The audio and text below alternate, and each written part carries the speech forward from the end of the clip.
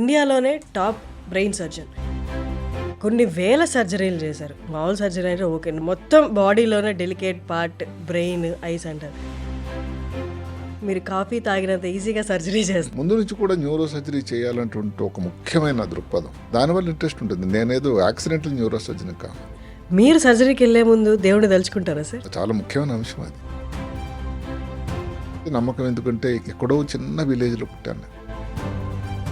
అమావాస్య నాడు అనుకోండి, సహజనంతరకు ఏ పేషెంట్ ఆపరేషన్ చేయించుకోరు. మీరు చేయరా? అంటే ఎమర్జెన్సీ అది తప్పదు. చాలామంది ఇలాగే క్వశ్చన్ చేశారు. మీరు ఇంత పెద్ద డాక్టర్ న్యూరో సర్జన్ ఏంటి, ముహూర్త వాళ్ళు దాని గురించి పాటిస్తున్నారు, మాట్లాడుతున్నారు ఏంటి అని. మీరు 70 ప్రాంతంలో అక్కడి నుంచి వచ్చి ఏదో ఒక డాక్టర్ అయిపోవడమే చాలా గొప్ప విషయం. అప్పుడు అలా కాకుండా దీంట్లోనే టాప్ మోస్ట్ ఏదైతే ఉందో న్యూరో సర్జన్ అవ్వడం అనేది ఇంకో వేరే లెవెల్. శ్రీకాకుళంకి దగ్గర 5 కిలోమీటర్ దూరంలో మాకు చిన్న గ్రామం, పల్లె, విద్యుత్ లేదు. సార్ కొన్ని క్రిటికల్ అండ్ డెలికేట్ కేసెస్ వస్తాయి. అంటే చిన్న పిల్లలు ఏదైనా పడి వాళ్ళకి బ్రెయిన్కి తలకి దెబ్బ తగ్గ చిన్న ఈ మధ్య కాలంలో 1.5 సంవత్సరం క్రితం ఒక చిన్న 6 సంవత్సరాల బాలుడికి ఆపరేషన్ చేశాం. 6 అంతస్తు నుంచి పడిపోయాడు.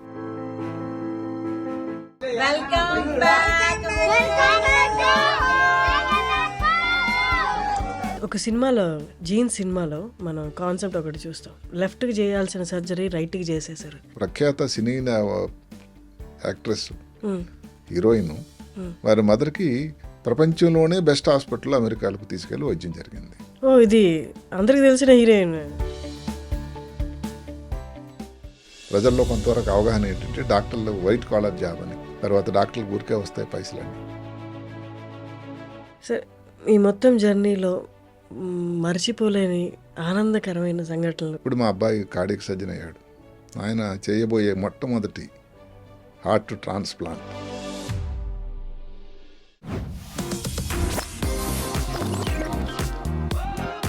Hello viewers, welcome to talk show with Harshini. Welcome to iDream media. ఇండియాలోనే టాప్ బ్రెయిన్ సర్జన్, కొన్ని వేలకు పైగా సర్జరీస్ చేశారు. డాక్టర్ రంగనాథం గారి వాళ్ళు మనతో ఉన్నారు. నమస్తే సార్. నమస్తే సార్, చాలా రోజుల తర్వాత మిమ్మల్ని కలుస్తున్నాను. I'm so happy to meet you. Same here. So ఇది డిఫరెంట్, కొంచెం స్లైట్లీ డిఫరెంట్ కాన్సెప్ట్. బిఫోర్ మనం చేసింది proper interview, this kind of bit more casual అనమాట. సో ఇక్కడ నేను I will be asking you questions apart from, అంటే మీ ప్రొఫెషనే కాకుండా దానికి సంబంధించే కాకుండా మిగతా క్వశ్చన్స్ కూడా కొన్ని అడుగుతాను. అంటే బేసికలీ యువర్ జర్నీ అలా కూడా. తప్పకుండా. సో మీరు కొంచెం ఫీల్ ఫ్రీ టు ఆన్సర్ మీ. అలాగే, నో ప్రాబ్లం. సార్, కొన్ని వేల సర్జరీలు చేశారు. మామూలు సర్జరీ అంటే ఓకే, మొత్తం బాడీలోనే డెలికేట్ పార్ట్ బ్రెయిన్, ఐస్ అంటారు. ఆ సర్జరీలు మీరు కొన్ని వేలల్లో చేశారు. కొంతవరకు చాలామంది అనేది ఏంటి అంటే మీరు కాఫీ తాగినంత ఈజీగా సర్జరీ చేస్తారు. ఎలా సార్, ఎలా పాసిబుల్ అన్ని వేల సర్జరీలు అసలు మీ చేతుల మీద? అంటే అన్ని సర్జరీలు అంటే అన్ని వేల మందికి ప్రాణం పోసినట్టు కదా సార్. అది ఒక పరిశ్రమ, నిరంతర పరిశ్రమ. ఇప్పుడు ఏ రంగంలోనైనా కఠోర పరిశ్రమ, అనుశాసన అంటాం. ఇది ఒక డిసిప్లిన్, చేయాలనే ఆసక్తి, ఒక ప్రాణాన్ని ఇబ్బందిలో ఉన్నప్పుడు దాని నుంచి బయటకు తీసుకురావాలని దానికోసం జిజ్ఞాస, ఇది ముఖ్యం. అన్ని కలిపి దాని తాలూకా మేలు కలయిక ఇన్ని వేల ఆపరేషన్లు. అంటే 41 సంవత్సరాల ప్రస్థానం. అంటే న్యూరో సర్జరీ 1982లో చేరినప్పటి నుంచి ఎయిమ్స్ ఢిల్లీలో ఇప్పటికీ 42 సంవత్సరం ప్రవేశించింది. సరే, మొదటి 5 సంవత్సరాలు మనం ఇండిపెండెంట్గా, అంటే ఒక్కరమే చేయకుండా అసిస్టింగ్, అబ్జర్వేషన్ చేసేవాళ్ళం. 87 హైదరాబాద్ నగరం, భాగ్యనగరానికి వచ్చాం. అక్కడి నుంచి ఆపరేషన్లు అన్నీ కూడా ఇండిపెండెంట్గా చేయటం. సో అది ఆ గొప్ప ప్రస్థానం. ఎందుకంటే ముందు నుంచి కూడా న్యూరో సర్జరీ చేయాలంటుంటే ఒక ముఖ్యమైన దృక్పథం, దానివల్ల ఇంట్రెస్ట్ ఉంటుంది. నేనేదో యాక్సిడెంటల్ న్యూరో సర్జన్ కాను. చేయాలని పట్టుదలతో చేసినటువంటి. అక్కడ 2 మాటలు ఉంటాయి. వచ్చినట్టయితే ఏదో కొంతవరకు అంత ఇంట్రెస్ట్ ఉండకపోవచ్చు, ఇంకెవరో చెప్పొచ్చు కారణం. చెయ్యాలని ఈ మాట ఎప్పుడో కాదు, 79-80 ప్రాంతంలోనే మెదడులో ప్రవేశించింది. సో అప్పటి నుంచి ఇంకా న్యూరో సర్జరీ చేయాలి అని ఒక ఆలోచన ఇంకా దృఢమైపోయి రోజు రోజుకు ద్విగుణీకృతమై మీ ముందు ఈ విధంగా ఉన్నాను. Sir, to be precise number చెప్పగలరా ఎగ్జాక్ట్లీ ఇన్ని సర్జరీస్ అని? అంటే ఇందులో ఎలా ఉంటుందంటే మనం ఆపరేషన్ చేసినవి ఒకటి అన్నది ప్రోగ్రాంలో లెక్క చెప్పడం అనేది అంత సభా మర్యాద కాదు అని మా గురువుగారు చెప్పేవాళ్ళు. డెఫినెట్గా మీరు ముందు అన్నట్టుగా వేలాది ఆపరేషన్ ఇప్పుడు 37 సంవత్సరాల పోనీ ఇండిపెండెంట్గా తీసుకున్నా కూడా ఇందులో ఎలా ఉంటుందంటే చాలా ఆపరేషన్లు ఇండిపెండెంట్గా చేయడం, వెన్నుపోమ మీద చేసే ఆపరేషన్స్ పైన మీద కొన్ని ఉంటాయి, మెదడు మీద చేసేవి ఉంటాయి. ఇవన్నీ కలిపి కంపారేటివ్గా మెదడు మీద చేసేవి చిన్న కంపారేటివ్గా 1 hour ప్రొసీజర్ ఉంటుంది. 6-7 గంటలు, 8 గంటలు, 10 గంటల ఆపరేషన్లు ఉంటాయి. వీటన్నిటిని కలిపి డెఫినెట్గా చాలా ఎక్కువ సంఖ్య అని చెప్పాలి. ఆ విధంగా చెప్పుకుందాం. సార్, ఇన్ని సర్జరీలు చేయడం, ఇంతమంది ప్రాణాలను నిలబెట్టడం అనేది చాలామంది ఇది దేవుడిచ్చిన వరంలా చూస్తారు. మామూలుగా మన నార్మల్ లైఫ్లో మాట్లాడాలి అంటే మీరు సర్జరీకి వెళ్ళే ముందు దేవుడిని తలుచుకుంటారా సార్? తప్పకుండా. అది చాలా ముఖ్యమైన అంశం అది. నేను అందుకని చాలాసార్లు ఎన్ని ప్రోగ్రాంలో కూడా దేవుడు దేవుడు అంటే మా డాక్టర్లు కొంతమంది ఏంటంటే అందరూ కాదు, ఈ మధ్య వాళ్ళకు ఆలోచన మారింది. కొంతమంది అడుగుతుంటారు, మనమే పేషెంట్కి ప్రాణం ఇస్తున్నాం, అదే కాకుండా ఇంకా మెటీరియలిస్టిక్గా ఆలోచన ఏంటి అని సార్ అని కొంతమంది. డాక్టర్గా మీరు ఉండే అందులో మెదడు మీద ఆపరేషన్ చేస్తూ, మెదడు అంటే శరీరంలో అన్ని అవయవాలకి హెడ్ క్వార్టర్స్ అది. మీరు ఎందుకు దేవుడు నమ్ముతారు అని అడిగేవారు. నేనేంటంటే నమ్మకం ఎందుకంటే ఎక్కడో చిన్న విలేజ్లో పుట్టాను నేను, ఎక్కడో శ్రీకాకుళం జిల్లా, తెలుగు మీడియంలో చదువుకున్నాను. ఎందుకంటే ఎప్పుడు కూడా నా మూలాలు కానీ ఉనికిని కానీ నేను మర్చిపోలేను. అక్కడ నుంచి ఇంత రీజనబుల్లీ పేరుగాంచిన న్యూరో సర్జన్గా రావడం అంటే అది భగవత్ కృప తప్ప. ఇప్పుడు మా నాన్న డాక్టర్ కాదు, మా ఇంటి దగ్గర ఎవరు బంధువులు కానీ చుట్టాలు కానీ డాక్టర్లు కారు. మీరొక్కరే మీ ఇంటి నుండి న్యూరో సర్జన్ సరే. మరి అలాంటప్పుడు ఇలా రావడం అంటే నేను ఎందుకు అనంటే భగవత్తునండి. అందులో బ్రెయిన్ ఆపరేషన్లు దాని తాలూకా ఇబ్బందులు నాకు బాగా తెలుసు. ఎంత బాగా చేశామని ఏదో ఓవర్ కాన్ఫిడెన్స్తో వెళ్ళామంటే పేషెంట్కి ఇబ్బంది వచ్చే అవకాశం ఉంటుంది. అందుకని తెల్లవారు లేచి ఒకసారి భగవంతుడు ఇన్ని ఆపరేషన్లు నా చేతి నుంచి బాగా చేయించావు, ఈరోజు చేయబోయే ఈ వ్యక్తికి కూడా ఆపరేషన్ అంత సవ్యంగా జరిగేటట్టు చేసి స్వామి అని ఇది నిజంగా అధాతంగా చెప్తున్నా అందరికి ముఖ్యంగా. ఏంటంటే దానివల్ల ఏమాత్రం 1%, 3% నాకు తెలియదు, పేషెంట్కి ఉపయోగకరం అన్నట్టయితే అది వర్త్, అది నేను నమ్ముతాను. ఇన్ కేసు స్పృహలో ఉన్న పేషెంట్ అయితే దేవుడికి దండం పెట్టుకోండి అని మీరేమైనా వాళ్ళకి కూడా సజెషన్ ఇస్తారు? నేను చెప్తాను వాళ్ళు సరిగదా. అసలు ఇప్పుడు ఆపరేషన్ పోస్ట్ చేసేటప్పుడు ఏవో సింపుల్గా కొన్ని ఏదో మంచి అమావాస్య నాడు అనుకోండి, సాధ్యమైనంతవరకు ఏ పేషెంట్ ఆపరేషన్ చేయించుకోరు. మీరు చేయరా? అంటే ఎమర్జెన్సీ అయితే తప్పదు, ఎలక్టివ్ అయితే సాధ్యమైనంతవరకు చేయను. అదే కాకుండా ఇప్పుడు ఆపరేషన్ పోస్ట్ చేయాలంటుంది, ఆపరేషన్ థియేటర్లో ఫలానా రోజున మనం ఆపరేషన్ చేస్తూ ఉంటే దాన్ని పోస్ట్ చేయాలంటుంది. జనరల్గా నేను చూస్తాను, అది దుర్ముహూర్తం ఉండకూడదు, వర్జ్యం ఉండకూడదు. ఆ సమయంలో పోస్ట్ చేసి ఆపరేషన్ చేయడం సన్నివేశాలు చాలా వరకు ఏంటంటే మంచి సమయంలోనే చేయాలి, అది మనకు ఒకసారి కంట్రోల్లో ఉండదు. అంటే సాధ్యమైనంత వరకు ఒక మంచి సమయం, మంచి మనసుతో చేయడం అనేది జరుగుతూ ఉంటుంది. సార్, మీరు ఇన్ని వేల సర్జరీస్ తర్వాత ఇంత హంబుల్గా సైన్స్ని పాటిస్తూ at the same time strong belief అనేది, యూనివర్స్ అనేది, గాడ్ అంటారా, యూనివర్స్ అంటారా, ఎనీథింగ్, అక్కడ కూడా ఒక హంబుల్ ఒపీనియన్తో మీరు ఇలా చేస్తున్నారు. బట్ ఇప్పుడు వస్తున్న డాక్టర్లు కానీ, మేబీ సీనియర్ డాక్టర్లే కానీ సైన్స్ని, దేవుడిని లేదా బిలీఫ్ సిస్టమ్ని సపరేట్గా చూస్తారు. ఇన్ కేస్ ఇంకా ప్రిసైజ్గా చెప్పాలంటే వ్యతిరేకంగా చూస్తారు. అలాంటి వాళ్ళకి మీరు ఏం చెప్తారు? అది వారి ఆలోచనకి, వాళ్ళ జ్ఞానానికి వదిలిపెట్టేస్తాను నేనైతే మాత్రం. దానివలన చెడు అయితే పేషెంట్కి కాదు, మంచి ఎంత జరిగినా జరిగిందంటే నాకు ఒక సంతృప్తి, ఒక మంచి సమయంలో చేసాము, పేషెంట్ బాగా అవుతుంది అని. దానివల్ల పేషెంట్కి కాదు, మీ చుట్టాలకు కానీ ఎవరికి హాని లేదు. ఇక్కడ ఒక చిన్న మాట చెప్తాను. చాలా వరకు హిందువుల్లో స్త్రీ కానీ ఇప్పుడు మాటకి ఋతుక్రమం అంటే మంత్లీ ఉందనుకోండి, డాక్టర్ గారు నాకు మంత్లీ ఉందని ఆపరేషన్ ఇప్పుడు చేయించుకోవడం పోస్ట్పోన్ చేద్దామని అడుగుతారు. మంగళవారం నాడు వద్దండి అంటారు. అమావాస్య అనుకోండి, నాకు తెలిసిన విషయం ఏంటంటే ఎక్కడో తమిళనాడులో అమావాస్య నాడు మంచి రోజు అనుకుంటారట. అది వాళ్ళ పద్ధతి, వాళ్ళ తాలూకా ఆచారం. ఇట్లా ప్రాంతాన్ని బట్టి మారుతూ ఉంటుంది, వ్యక్తుల తాలూకా ఆలోచన బట్టి కూడా మారుతూ ఉంటుంది. ఒకసారి ఎప్పుడో ఒక ఛానల్లోనే ఒక ప్రోగ్రాం చేశాం, మా సిద్ధాంత్ గారు నేను కలిసి, ముహూర్త బలం అని దాని మీద. చాలామంది ఇలాగే క్వశ్చన్ చేశారు, మీరు ఇంత పెద్ద డాక్టరు, న్యూరో సర్జన్ ఏంటి, ముహూర్త బలం వాళ్ళు దాని గురించి మాట్లాడుతున్నారు ఏంటి అని. నేను అన్నాను సింపుల్గా, ఇప్పుడు ఒక వ్యక్తికి ఈ ప్రపంచంలోకి వచ్చినప్పటి నుంచి చివరి వరకు జరిగిపోయినంత వరకు కొన్ని సంఘటనలు జరుగుతుంటాయి. పుట్టినప్పుడు ఎందుకు తల్లిదండ్రులు నోట్ చేస్తారు టైం, మంచి సమయం. స్కూల్కి వెళ్ళేటప్పుడు అక్షరాభ్యాసం, స్కూల్కి వెళ్ళే కాదు ముందే, స్కూల్కి వెళ్ళేటప్పుడు వివాహానికి, అంతవరకు ఎందుకండి. ఇప్పుడు ఏ పార్టీ వాళ్ళైనా ఎవరైనా పార్టీ వాళ్ళని ఉద్దేశించి చెప్పే మాట కాకపోయినా ఇప్పుడు నడుస్తూ ఉన్నాయి ఎలక్షన్లో, మీరు అబ్జర్వ్ చేస్తుంటారు ఏ టైంలో వాళ్ళు వెళ్ళి నామినేషన్ వేస్తారు. ఇక్కడ ఏ పార్టీ కాదు ముఖ్యం, ఎవరికన్నా మంచి సమయంలోనే ఇస్తే కొంతమంది నామినేషన్ వేయడానికి ఒక 5 నిమిషాలు టైం ఉంటే అక్కడ ఉన్న చెట్టు కిందో ఎక్కడో నిలబడతారు, కానీ వీళ్ళు నామినేషన్ పేపర్ సబ్మిట్ చేయరు. మంచి ముహూర్తం వచ్చేవరకు గృహప్రవేశానికి ముహూర్తం, ఏదైనా ప్రాపర్టీ కొనేటప్పుడు ముహూర్తం, ఇన్ని వాటికి ముహూర్తాలు ఉండి ప్రాణానికి అపాయం ఉండేటువంటి ఆపరేషన్ ఆ వ్యక్తికి కుటుంబానికి ఎంతో ముఖ్యమైనటువంటి అంశం. అలాంటప్పుడు ముహూర్తం చూసి చూడడం వల్ల తప్పేముంది? Correct sir. నష్టమైతే లేదు కదా. యా సార్, ఇందాక మీరు చెప్పారు మీరు శ్రీకాకుళం నుండి. 70 ప్రాంతాల్లో శ్రీకాకుళం ఇప్పుడు మారింది సిచ్యువేషన్, కానీ 70 ప్రాంతాల్లో శ్రీకాకుళంని అంటే ఎదుగుదల లేని ప్రాంతంగా, నక్సలైట్ ప్రాంతంగా అనుకునేవాళ్ళు. వాస్తవం. మీరు 70 ప్రాంతంలో అక్కడి నుంచి వచ్చి ఏదో ఒక డాక్టర్ అయిపోవడమే చాలా గొప్ప విషయం అప్పుడు. అలా కాకుండా దీంట్లోనే టాప్ మోస్ట్ ఏదైతే ఉందో న్యూరో సర్జన్ అవ్వడం అనేది ఇంకో వేరే లెవెల్.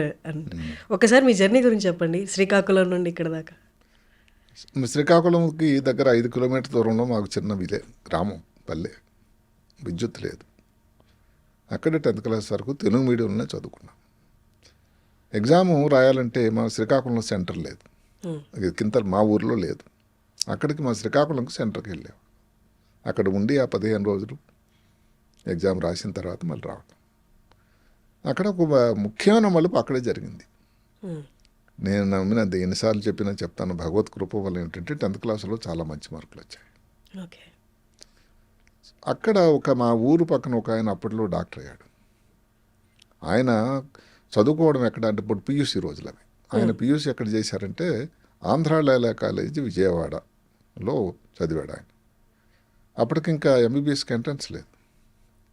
సో లైలా కాలేజ్ చేరితే ఎంబీబీఎస్ ఇంజనీరింగ్ సీటు గ్యారంటీ. ఎందుకంటే అక్కడ పద్ధతి క్రమశిక్షణ అలా ఉంటుంది.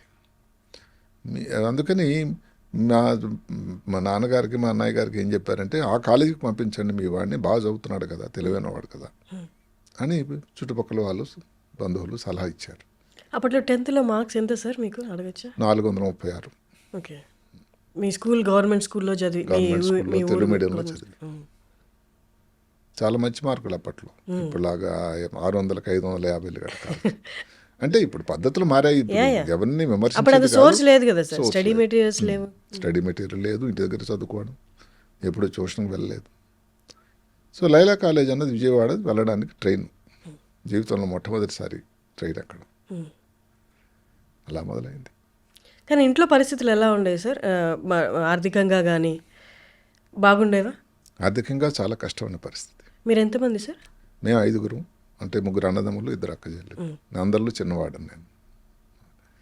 సో మా ఇంట్లో చూసుకున్న అందరిలో ఇంటర్మీడియట్, అంటే అప్పుడు ఇంటర్మీడియట్ లేదు, మెట్రికులేషన్ అయిన తర్వాత పియూసీ కొంతవరకు చదివినటువంటి వ్యక్తి మా పెద్దన్నయ్య. మా 2 అక్కచెల్లెలు అసలు స్కూల్కి వెళ్ళలేదు, నేను ఆఖరివాడు. మరి మీ ఇంటర్మీడియట్ పియూసీ ప్రయాణంలో చేతిలో ఎంతో కొంత పెట్టయితే పంపించాలి కదా, అప్పుడు పరిస్థితులు బాగుండేనా? మీకు డబ్బులు అందాయా లేకపోతే ఆ జర్నీ ఒకసారి చెప్పండి. అది అదృష్టం కలిసి వచ్చింది అనుకోండి. ఎందుకంటే అప్పట్లో, ఇప్పుడు కూడా ఉందో నాకు తెలియదు కానీ 10th క్లాస్లో కానీ మంచి మార్కులు వచ్చినట్టయితే, అప్పుడు మేము చదివిన 10th క్లాస్ అప్పటికి ఎస్ఎస్ఎల్సీ అయిపోయింది. ముందు ఎస్ఎస్ఎల్సీ అనేవాళ్ళు, సెకండరీ స్కూల్ లీవింగ్ సర్టిఫికేట్. అప్పటికి మేము వచ్చేసరికి ఇంటర్మీడియట్, మేము 2వ బ్యాచ్. సో ఇంటర్మీడియట్ వరకు 10th క్లాస్లో మంచి మార్కులు రావడం వల్ల నేషనల్ మెరిట్ స్కాలర్షిప్ అని నాకు అర్హత సంపాదించాను. దానివలన ప్రతి నెల కూడా మనకి పారితోషికం వచ్చేది. ఇంటర్మీడియట్ మొత్తం 2 years మొత్తం. సో ఇంటర్మీడియట్ లయాలలో జాయిన్ అయ్యారు, కానీ అప్పుడే ఊరు దాటడం కదా సార్ ఫస్ట్ టైం. మీ శ్రీకాకుళం యాస ఒకటి ఉంటుంది, శ్రీకాకుళం యాస కానీ మీ వేసుకున్న బట్టల తీరు కానీ చూసి అప్పుడు అక్కడ కాలేజ్లో వాళ్ళు ఏమన్నా వెక్కిరించాలన్నా జరిగిందా? వెక్కిరించడం అనకపోయినా కానీ ఎవరిని నేను ఇబ్బంది పెట్టే మాటలు చెప్పను కానీ పరిహాసం చేసేవాళ్ళు. ఎందుకంటే అక్కడ ఇంకోటి ఏంటంటే కొన్నాళ్ళు నేను 3 తిరునామాలు కూడా పెట్టుకునేవాడిని. కాటన్ దుస్తులు, హవాయి చెప్పులు. అప్పుడు శ్రీకాకుళంలో పీక్ నక్సలైట్ మూమెంట్. సో అందరు మిత్రులు కొంతమంది పరిహాసం చేసేవాళ్ళు కూడా శ్రీకాకుళం నుంచి నక్సలైట్ వచ్చేసాడు విజయవాడ. అట్లాంటి పరిస్థితి అక్కడ విజయవాడలో. అప్పట్లో ఫ్యాషనబుల్గా దుస్తులు అంటే అక్కడ ఇంటర్మీడియట్ వేసుకొచ్చేవాళ్ళు పీయూసీ. అంటే మీరు చెప్పారు హవాయి చెప్పులు, కాటన్ దుస్తులు ఉన్నాయి. అంటే కాలేజ్లో వాళ్ళు ఎలాంటి దుస్తులు వేసుకునేవాళ్ళు? కొంతమంది ఇప్పుడు మాటకు చుట్టుపక్కల ప్రాంతం వాళ్ళు ఉన్నారనుకోండి, తల్లిదండ్రులు ఉద్యోగంలో ఉన్నారు, ఆర్థికంగా పర్వాలేదు, వాళ్ళు మంచి దుస్తులు వేసుకుని వచ్చేవాళ్ళు. మంచి దుస్తులు అంటే అప్పట్లో ఎలాంటి? అప్పుడు ఇన్షర్ట్ చేసుకొని రావడం, బెల్ బాటమ్ ప్యాంట్లు. అంటే అక్కడ వాళ్ళకు ఉండేటువంటి ఆర్థిక పరిస్థితి కూడా దానికి తోడవుతుంది కదా. అందువల్ల ఇప్పుడు మనం వేసుకున్న దుస్తులు అన్నంత మాత్రాన్ని మిగతా వాళ్ళు అదే వేసుకోవడం అనేది అక్కడ ఏం ఇది లేదు, డిసిప్లిన్. ఎవరన్నా ఏ ఇష్టమైన దుస్తులను వేసుకునేవాళ్ళు. సో అది మన పద్ధతి. లైలా కాలేజ్ అన్నది నా ప్రకారం ఒక జీవితంలో పెద్ద మలుపు. అక్కడ ఏమిటంటే ఉన్నటువంటి డిసిప్లిన్, క్రమశిక్షణ, ఒక ఎగ్జామ్ ఎలా రాయాలి, ఎగ్జామ్లో ఎలా రాస్తే మార్కులు వస్తాయి. ముందు చెప్పినట్టుగా అప్పటికి ఇంక ఎంబీబీఎస్ ఎంట్రన్స్ లేదు అని దాన్ని బట్టి మీరు జువాలజీ రాస్తే ఎలా రాయాలి. ఏ ఇయర్లో సార్ ఎంబీబీఎస్ ఎంట్రన్స్ లేదు అప్పటికి? ఇంకా మేము చేరేసరికి లేదు. 70లో నేను చేరాను, 70కి ఎంట్రన్స్ లేదు. ఇంకా మార్కుల ప్రాతిపదిక మీదే ఇచ్చేవాళ్ళు. ఇంటర్మీడియట్ మార్క్స్ బేస్ చేసుకుని డాక్టర్ సీట్, ఎంబీబీఎస్ సీట్ ఇచ్చేవాళ్ళు. ఇంటర్మీడియట్ మార్కులను కాదు, ఫస్ట్ బ్యాచ్కి కూడా అప్పటికే మొదలైంది. అంటే ఈ ఎంట్రన్స్ మొదలైంది ఎప్పుడంటే 1970 సంవత్సరం మొట్టమొదటిసారి. మేము ఇంటర్మీడియట్ సెకండ్ బ్యాచ్. ఓకే. అంటే ఫస్ట్ బ్యాచ్ వాళ్ళకి ఎంట్రన్స్ రాయాల్సి వచ్చింది. ఓకే. కాబట్టి ఫస్ట్ అప్పటికి ఎంట్రన్స్, అప్పటికి కూడా ఇంటర్మీడియట్ వాళ్ళు చేరిన వాళ్ళు ఎవరు లేరు. పియూసీ లాస్ట్ బ్యాచ్ వాళ్ళు అప్పటికే పియూసీ చేసి ఇంకా వెయిటింగ్లో ఉన్న వాళ్ళు దీనికి అర్హత సంపాదించారు అప్పటికి. అందుకు ఏమిటంటే దానికి ఎట్లా రాయాలి, మార్కులు ఇంటర్మీడియట్ ఎగ్జామ్లో బాగా ఎట్లా సంపాదించాలి, దానికి ఒక పద్ధతి నేర్పేవారు. తెల్లవారు 5:30 లేవాలి, 6:100 అయినా 106 అయినా. ఒక ప్రతిదానికి ఒక బెల్ ఉంటుంది అక్కడ. హాస్టల్లో ఉండేవాళ్ళు. విజయవాడ మా సొంత ఊరు కాదు. హాస్టల్లో ఉండగానే దానికి సైలెన్స్ బెల్ అని ఒకటి. అంటే ఆ టైంలో సైలెంట్గా ఉండాలి. స్టడీస్ బెల్ అంటే ఆ టైంలో చదువే. మధ్యలో ఏదో బ్రేక్ఫాస్ట్ కోసం ఉదయం ఒక టైం, కాలేజీకి వెళ్ళడానికి అంతే సేమ్ అదే క్యాంపస్లో ఉన్నాయి లైలా కాలేజీ. గుణదల రామవరపాడని అప్పటికి గుణదల పొలిమేరలో ఉండేది హైదరాబాద్ విజయవాడకి. ఇప్పుడు అంతా పెద్ద ప్రాంతం అయిపోయింది. సో అక్కడ అలా ఉండేది. కాలేజీ అయిపోయింది, మధ్యలో లంచ్ అప్పుడు ఇంకో బెల్. అందులో పెద్దగా హాస్టల్. అందులో ఏమిటంటే మా ఫస్ట్ బ్యాచ్ ఒకళ్ళు, సెకండ్ బ్యాచ్ లంచ్కి వెళ్ళేవాళ్ళు అలా. సో ప్రతిదానికి ఒక క్రమశిక్షణ. ఎన్ని వేల మంది ఉండేవాళ్ళు సార్ అప్పుడు స్టూడెంట్స్? అది మా హాస్టల్లోనే 360 రూమ్స్ ఉండేవి. హాస్టల్కి రూమ్కి 2 ఉండేవాళ్ళు. అలాంటి 3 హాస్టల్స్ ఉండేవి. అంటే మంచి స్ట్రెంగ్తే సార్ అప్పుడు కూడా? చాలా స్ట్రెంగ్త్. ఫీమేల్ కూడా ఉండేవాళ్ళ? లేరు అప్పటికి, ఇంకా లేదు, ఎడ్యుకేషన్ లేదు. అందరు మీరు ఉన్న స్ట్రెంగ్త్ అంతా మగవాళ్ళే? మగవాళ్ళు. ఏదైనా కానీ గ్రాడ్యుయేషన్లో కానీ. ఆ తర్వాత పరిస్థితులు మారాయి. ఇప్పుడు లైలా కాలేజీలో కోఎడ్ వచ్చింది. అప్పటికి లేదు, ఇంకా చాలా సంవత్సరాల వరకు లేదు. ఆ ఫాదర్స్ ఆ క్రమశిక్షణ, సెయింట్ ఇగ్నేషియస్ గ్రూప్ అని ఒకటి ఉంటుంది. వాళ్ళు చాలా గొప్పవాళ్ళు, చాలా పద్ధతిలో చూసేవాళ్ళు. ఆ ఎగ్జామ్ ఉన్నా కానీ మీరు రాత్రి 9 తర్వాత చదువుకోవడానికి, మెలకువగా ఉండడానికి, లైట్ ఉండడానికి ఆస్కారం లేదు. లైట్ ఆపాల్సిందే. అంటే ఏమిటి, పగలు ఈ టైంలో కూడా వేస్ట్ చేయకుండా చదువుతూ రాత్రి అనేది నిద్రపోతే ఆరోగ్యం బాగా ఉండి ఎగ్జామ్లో బాగా పెర్ఫార్మెన్స్ బాగుంటుందని అప్పట్లోనే వారికి అవగాహన ఉంది. కానీ మీ యాక్చువల్ ప్రపంచం చూడడం, మీ మైండ్ మౌల్డింగ్ కానీ, మీ ఆలోచన తీరు మారడం అనేది లయోలోనే జరిగింది. 100%. డైరెక్ట్ ఊరు నుండి అక్కడ నుంచి ఎంబీబీఎస్, ఇది వేరే ప్రపంచం. కానీ ఈ చేంజ్ అనేది చాలా కష్టమైన చేంజ్. అంటే విలేజ్ వాతావరణంలో పెరిగిన నాకు ఇప్పుడు తెల్లవారు లేవగానే మీ బెడ్షీట్లు అవన్నీ చక్కగా శుభ్రంగా బెడ్ అంతా ఉండాలి, పుస్తకాలన్నీ సరిగ్గా లైన్లో ఉండాలి, పుస్తకాలన్నిటికీ కవర్ వేసుకుని వెళ్ళాలి, దాని మీద లేబుల్ రాసుకోవాలి పేరు. అంటే ఒక పద్ధతిని అప్పట్లో నేర్పారు అన్నీ. ఆ చేంజ్ భయమే లేదా సార్? అప్పుడు దాకా ప్రశాంతంగా ఊర్లో ఉన్నది. అంటే నాకైతే అది ఒకటే ఏంటి, ఎంబీబీఎస్ ఎలాగైనా సీట్ సంపాదించాలి, ఇంటర్మీడియట్గా బాగా చదవాలి, ఇంకా తదేక ధ్యానం, ఇంకొక ధ్యాసే లేదు. అక్కడ ఉండగానే సంవత్సరానికి ఒక సినిమా చూశాను, నమ్ముతారా? ఇప్పుడు అక్కడ ఏంటంటే చుట్టుపక్కల వాళ్ళు ఇప్పుడు మన కృష్ణా జిల్లా వాళ్ళు గుంటూరు వాళ్ళు వాళ్ళ తల్లిదండ్రులు ఏదో ఒక ఉగాది వచ్చింది అనుకోండి తీసుకుపోయే పిల్లల్ని, దీపావళి వచ్చింది అనుకోండి, మేమేంటి క్వార్టర్లో హాఫ్ ఇయర్లో యాన్యువల్ సెలవులకే రాగలం, దూరం కదా విజయవాడ. అందువల్ల అప్పుడు బాధ అనిపించేది, వెళ్తే బాగుండేది, సంతోషం, అందరూ తల్లిదండ్రులు వెళ్తున్నారని. అయితే అది వెళ్ళడం అంత సింపుల్ కాదు కదా. అందువల్ల ఇంకొక డిస్ట్రాక్షన్ లేదు ఆ సమయంలో. కానీ ర్యాగింగ్ ఉండేదా సార్ అప్పుడు? లేదు, హాస్టల్లో లేదు ర్యాగింగ్. అంటే చిన్నపిల్లలు అందరూ ఇప్పుడు ర్యాగింగ్ అనే ఇటువంటి ఈ ఇబ్బంది తర్వాత ఎంబీబీఎస్లో చేరింది అది. అసలు రూల్ ఏమిటంటే మామూలు కాలేజీలో అసలు ర్యాగింగ్ ఆ సమయంలో లేదు. ఎంబీబీఎస్ నుంచి మొదలవుతుంది ఆ వ్యవహారం. అందులోనే first year second year. So అప్పుడు మార్క్స్ ఎంత సార్? అప్పుడు ఎగ్జాక్ట్గా చెప్పడం కష్టం, కానీ మంచి ఫస్ట్ క్లాస్లోనే మంచి మార్కులు వచ్చాయి. సో దాని బేస్డ్ తర్వాత మళ్ళీ ఎంట్రన్స్ కంబైన్ కన్సిడర్ చేశారా? అవును. ఎంబీబీఎస్కి ఇక్కడ ఒక చిన్న మాట చెప్పుకోవాల్సింది ఏంటంటే ఇంటర్మీడియట్ కూడా తెలుగు మీడియం చదివాను. ఓ అవునా, ఓకే.